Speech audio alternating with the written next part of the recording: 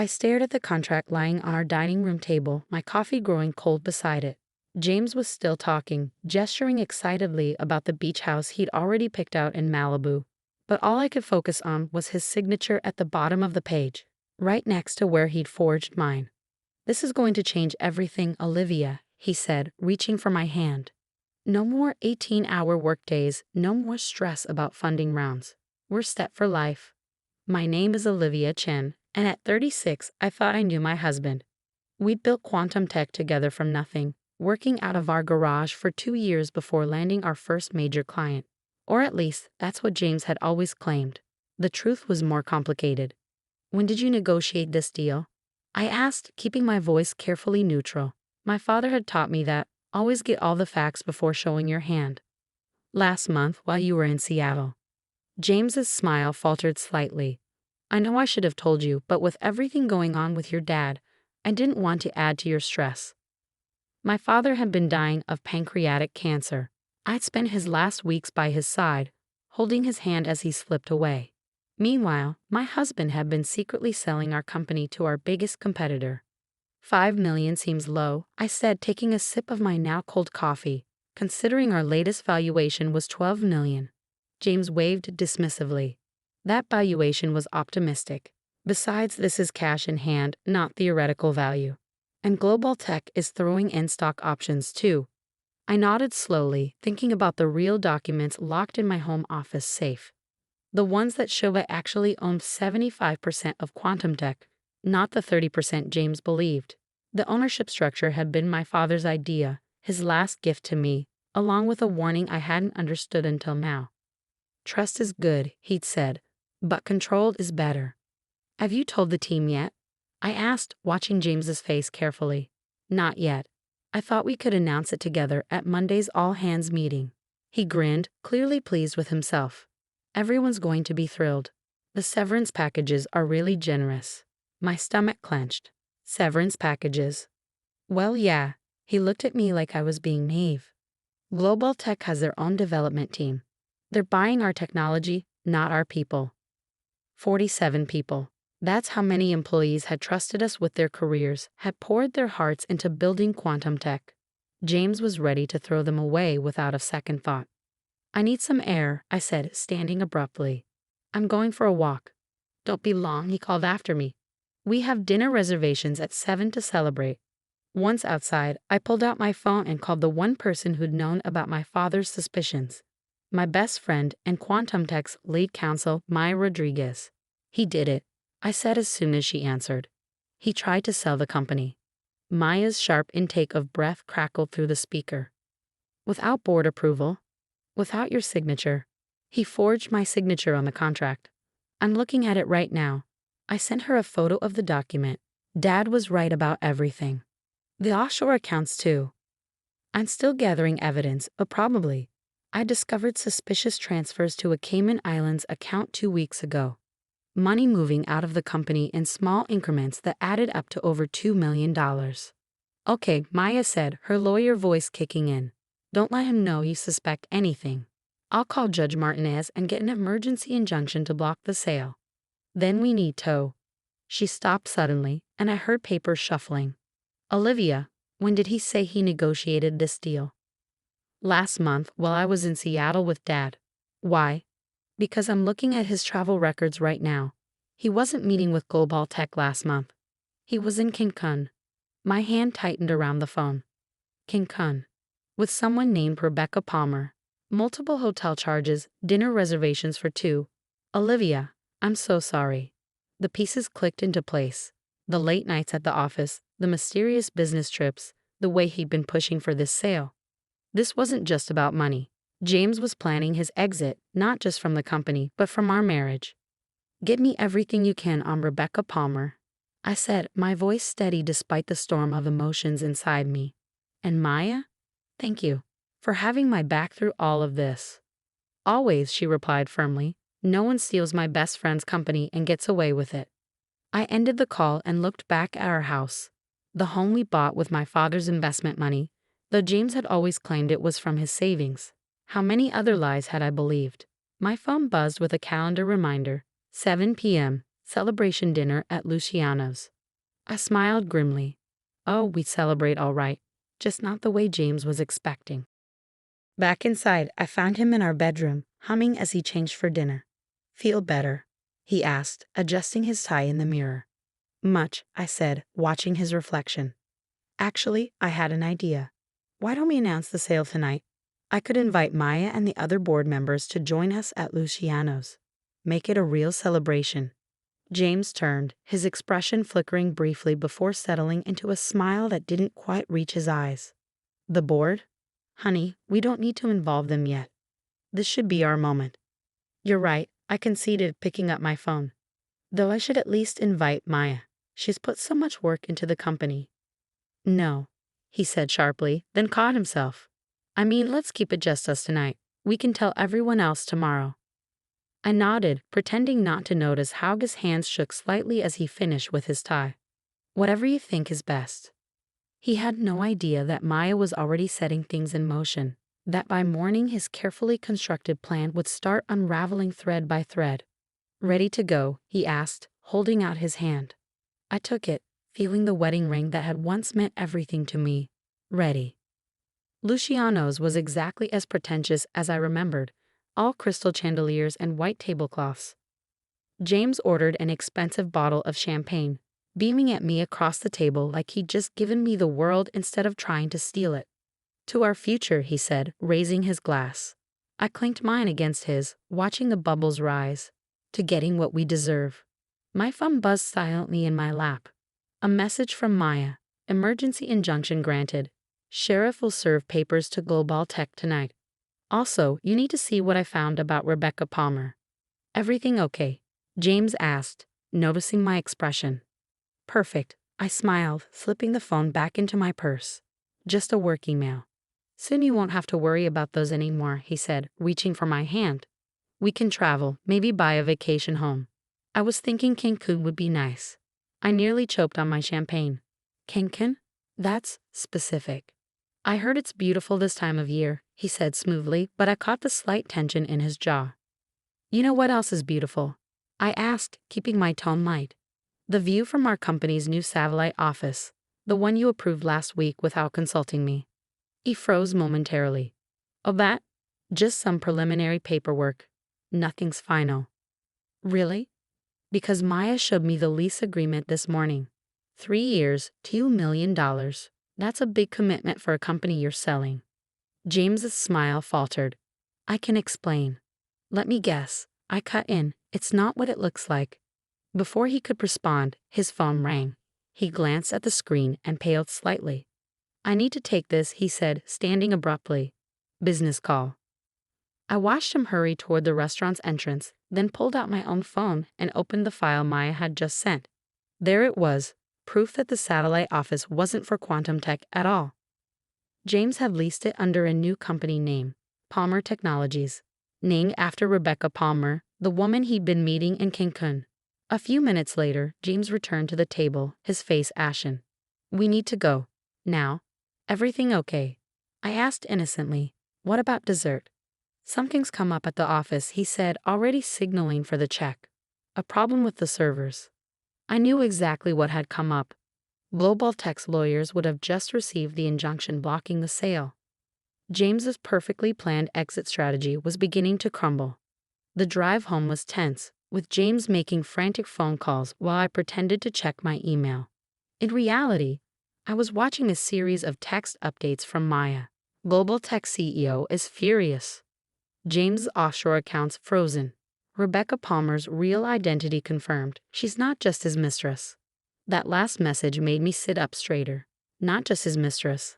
I typed back. Maya's response came quickly. She's Global Tech's VP of Acquisitions. This wasn't just an affair. It was corporate espionage. The pieces were falling into place. James hadn't just been planning to leave me. He'd been working with our competitor to steal our company's technology. The sale was just a cover for transferring our intellectual property to Global Tech. As we pulled into our driveway, James was still on the phone, his voice rising in panic. What do you mean they got an injunction? Who could have?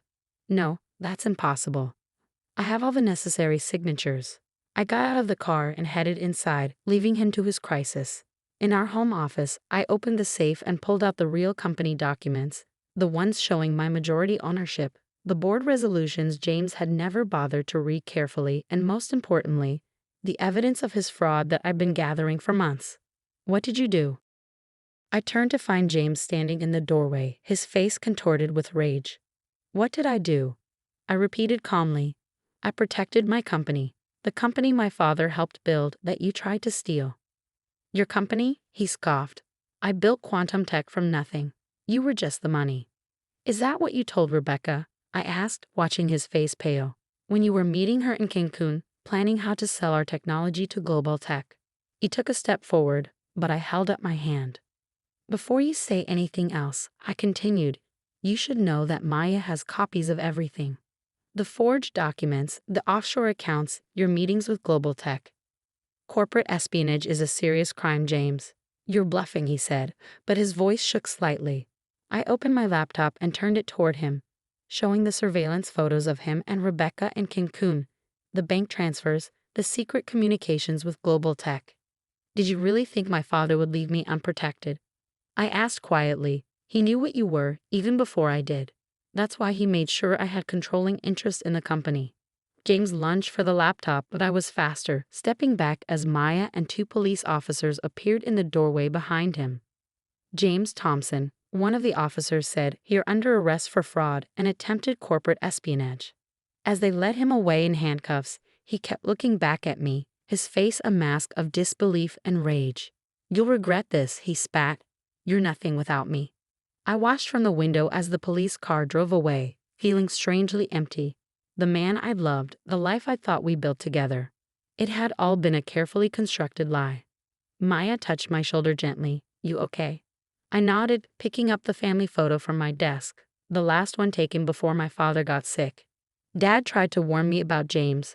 I should have listened sooner. "You listened when it mattered," she said firmly. "Now, want to hear what else I found about Rebecca Palmer and global tech? Because this goes deeper than we thought." The next morning, Quantum Tech's offices were buzzing with nervous energy. I called an emergency all-hands meeting, and now faced 47 anxious faces as I stood at the front of our main conference room. "By now, you've probably heard rumors," I began, my voice steady despite my racing heart. "Yes, James has been arrested. Yes, there was an attempted sale to global tech. But no, none of you are losing your jobs." The relief in the room was palpable, but I wasn't finished. "What you don't know is that for the past 6 months, James has been working with global tech to steal our technology. He tried to sell the company for less than half its value while transferring our core IP through backdoor channels." Maya stepped forward, pulling up a presentation on the screen behind me. "We've uncovered evidence of systematic corporate espionage," she explained. "James and Rebecca Palmer, Global Tech's VP of Acquisitions, created a shadow company to funnel our technology and client data to our competitors." The room erupted in shocked murmurs. These people had trusted James, had believed in his leadership. Finding out he'd betrayed not just me, but all of them, hit hard. "There's more," I continued once the noise died down. "We discovered that at least 3 other tech startups were targeted by the same scheme. Global Tech would identify promising companies, insert themselves through various means, usually romantic relationships with key executives, and then systematically strip the companies of their assets." I clicked to the next slide, showing the pattern of failed startups in global tech's wake. But they made one crucial mistake with us. They underestimated how many safeguards my father put in place before he died. The next few hours were a blur of questions, explanations, and reassurances. By the end of the day, our entire team knew the truth and, more importantly, understood their role in what came next. Because this wasn't just about saving quantum tech anymore. We had a chance to expose a corporate conspiracy that had destroyed dozens of smaller companies. That evening, as I sat in my office reviewing the evidence we gathered, my phone rang. The caller ID showed a number I didn't recognize. "Ms. Chen?" a woman's voice said when I answered. "This is Rebecca Palmer. We need to talk." I put the call on speaker so Maya could hear. "I think your lawyers would advise against that, Ms. Palmer." "My lawyers don't know I'm calling," she replied, her voice tense. "Look, you have no idea what you're dealing with. This goes way beyond James or global tech. Then enlighten me. She paused and I could hear traffic in the background. Not over the phone. Meet me at the Riverside Park in an hour. Come alone. I looked at Maya, who was already shaking her head. It's a trap, she mouthed. Why should I trust you? I asked Rebecca. Because I have proof that your father's death wasn't natural, she said quietly. The cancer diagnosis, it was engineered. The phone nearly slipped from my hand. What? 1 hour. The bench by the fountain. Don't be late. The line went dead. Maya was already on her phone, calling her contacts in law enforcement. Within 30 minutes, we had plainclothes officers positioned throughout the park and a wire hidden under my jacket. Rebecca was already at the bench when I arrived, looking nothing like the polished executive from the surveillance photos. Her designer suit was wrinkled, her hair disheveled. They're going to kill me, she said without preamble. Once they realize I'm talking to you, I'm dead. Who's they? She pulled out a USB drive with shaking hands. It's all here, the whole operation. Global Tech isn't just stealing technology. They're eliminating anyone who might expose them. Your father figured it out. That's why they had to move quickly with James. I felt sick. Are you saying they murdered my father? They have people inside pharmaceutical companies, hospitals. They can make anything look natural. She pressed the USB drive into my hand. James doesn't know the half of it. He thought this was just corporate espionage, but it's... A sharp crack split the air. Rebecca's eyes went wide, then blank. She slumped forward as screams erupted around us. The next few hours were chaos. Police swarming the park, reporters gathering at the edges, Maya pulling strings to keep my name out of the immediate coverage. The USB drive contained everything: internal emails, financial records, medical documents. A conspiracy so vast it seemed impossible, yet the evidence was undeniable. 3 weeks later, I stood in front of Quantum Tech's team again, but this time with federal agents beside me. The investigation is ongoing, I explained, but arrests are being made. Global Tech's entire executive board, hospital administrators, even some government officials who helped cover it up. James had already pleaded guilty to lesser charges in exchange for his testimony. He would serve time, but more importantly, he would help bring down the people who had murdered my father. Maya touched my arm gently. Ready for the press conference? I nodded, straightening my jacket. Outside, cameras waited to hear the story of how a small tech company had uncovered one of the biggest corporate conspiracies in recent history. But first, I had one stop to make. At my father's grave, I placed fresh flowers and the news article announcing Global Tech's downfall. You tried to protect me, I whispered. Now I'm finishing what you started. The company would recover. We'd already landed 3 major contracts from Global Tech's former clients. Our team was stronger than ever, united by what we'd overcome together. As for me, I was different now. Stronger, yes, but also more cautious. Trust, as my father had said, was good, but control and justice were better. The headlines would call it a story of corporate greed and betrayal, but for me, it was simpler than that. It was about a daughter finally understanding her father's last lesson, about a woman reclaiming her power, and about truth finally coming to light. James had tried to steal my company, but he'd given me something instead, the chance to expose a corruption that had cost lives, including my father's. Sometimes I realize the greatest victories come from our deepest losses, and sometimes justice wears many faces.